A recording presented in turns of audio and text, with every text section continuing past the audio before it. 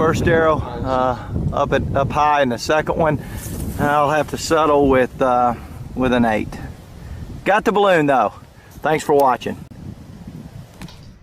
The type of bow Jimmy is using is called a recurve bow. The pig that he is aiming at is 120 yards away. The shot is shown in slow motion. If 6 arrows are held with the bow in the left hand, the archer can fire 1 arrow a second with this type of bow.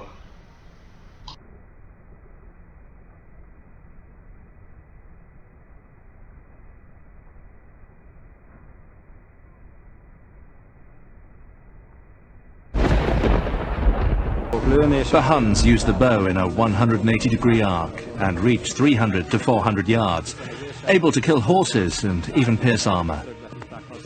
The white man can never win another war on the ground. His days of war victory, his days of background victory are over. Can I prove it? Yes. Take all the action that's going on this earth right now that he's involved in. Tell me where he's winning. Nowhere. Why, some rice farmers, some rice eaters ran him out of Korea. Yes, they ran him out of Korea.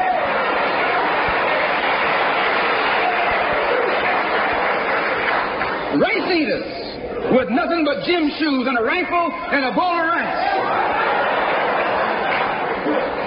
Took him and his tanks and his napalm and all that other action he's supposed to have and ran him across the Yalu. Why? Because the day that he can win on the ground is past. Up in French Indochina, those little peasants, rice growers, took on the might of the French army and ran all the Frenchmen. You remember Dien Bien Phu? No.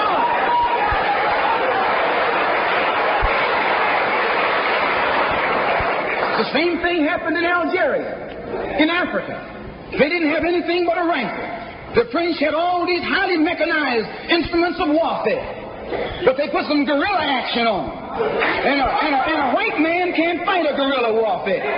Guerrilla action takes heart, takes nerve, and he doesn't have that.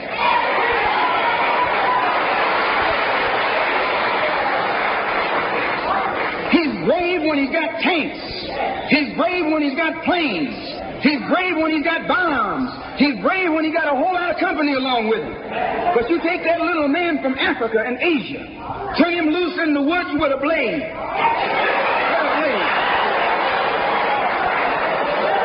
That's all he needs. All he needs is a blade.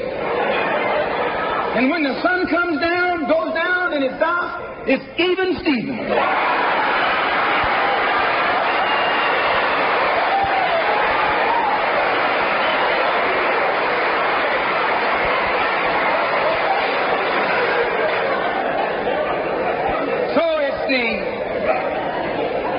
It's the ballot or the bullet. Shots, we can pop this balloon at 200 and continue our game here.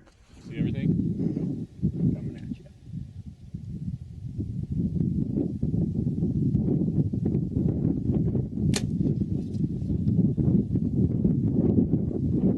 Foot to the right. Okay, we're getting a little gust here. Good height? Yep.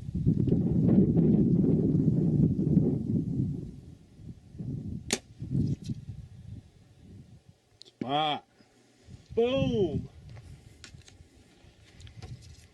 That's 200 yards. Took me 3 shots.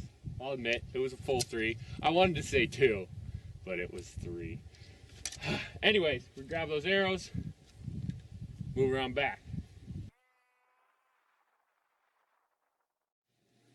We're back here at 300 yards now. You can see my flag down there at 100, my flag at 200. Here's my flag at 300. The jump from 100 to 200 doesn't seem like that much, but when you come back from 200 yards to 300 yards, it's a huge difference. So I really had to tweak my setup to get to where I can even try this shot. I got a big balloon down there. Hopefully we can get on target within a couple shots. I'm pretty sure we can. I've been playing around with it, so we're gonna get after it here.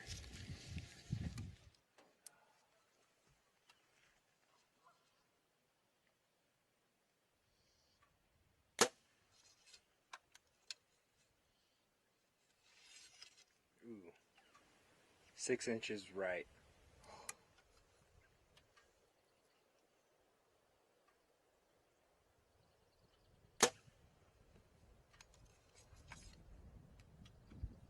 Spot! Yeah! Oh, that was 300 yards. Zachariah? Right on, brother. This kind of bow is called a compound bow. It can kill a horse, a pig, or a police dog at 500 yards. Look at the archer's right hand. He is not touching the arrow. There are no fingerprints on an arrow. And unlike a gun, which leaves distinctive markings on a bullet which can be traced to an individual gun, bows do not leave any distinguishing marks on an arrow, and it is impossible to trace a specific arrow to a specific bow. He believes in respecting people. He believes in doing unto others as he would have done unto himself. But at the same time, if anybody attacks him, he believes in retaliating if it costs him his life. And it is good for white people to know this. Because if white people get the impression that Negroes all endorse this old turn the other cheek cowardly philosophy of Dr. Martin Luther King, then whites are going to make the mistake of putting their hands on some black man thinking that he's going to turn the other cheek, and he'll end up losing his hand and losing his life in the trial. This is a Cobra 80-pound pistol grip crossbow. It shoots metal bolts. This is a badass 175-pound hunting crossbow. It can shoot broadhead arrows which cause massive blood loss, or vodka-tipped arrows which can penetrate body armor. There technically are modern day vodkas. You're probably saying, what? I don't know about these. Well, these are some cheap Walmart brand expanding broadheads. And I will tell you, they suck really bad. Okay? Now, what happens when you start shooting these is these little cheap blades on here, they break off. So, what does that leave you with? It leaves you with a modern day vodka tip. Now, I just shot this out of the compound. You saw me fire this out of the compound bow just a second ago. Now let me show you the damage and the penetration that this had on the Kevlar. Look at that. Right through a nice solid hunk right there in the corner. It did not graze it or anything. That is through every single layer right there. Look at that penetration. In terms of the violence that took place, it seems to have accomplished something, and that's not to advocate for it. So people who are hearing this and say, oh, this guy's advocating for violence, not advocating for it, just as a journalist looking at it and saying, was it successful, and did it have an end result that they would not have achieved in Baltimore otherwise? And it may have, like I've explained, it's when you bring in the First Amendment, it's up to government to respond to the nonviolent protesting of the First Amendment. If government doesn't respond to the nonviolence, well, then maybe it requires violence. And certainly I don't advocate for it, but who's at fault here? The government is then, for not responding to the regular protest and for allowing it to become violent because they did not respond to it.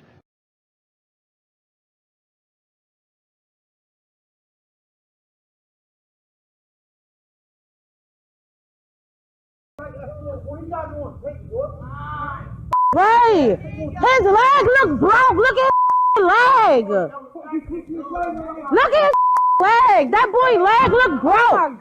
His leg broke and y'all dragging him. Before I hit the corner, I heard the taser. But I couldn't record it because I was still in the backside. But once I got around to see where Freddie was, I instantly started recording, and I pulled my camera out.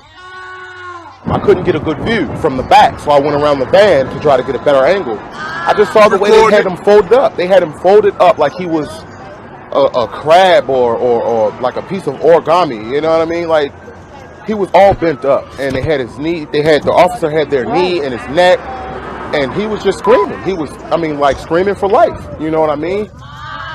He couldn't breathe. He needed an asthma pump, which he let them know. I couldn't breathe. I need an asthma pump. They ignored it. You know what I mean? When they went to pick him up off the ground, his legs were limp. I've been recording this shit. I've been recording it. It's just, they really did a number on him, and then on top of all of it, they're denying it. They're denying the fact that Freddie was okay before the police got to him. You know what I mean?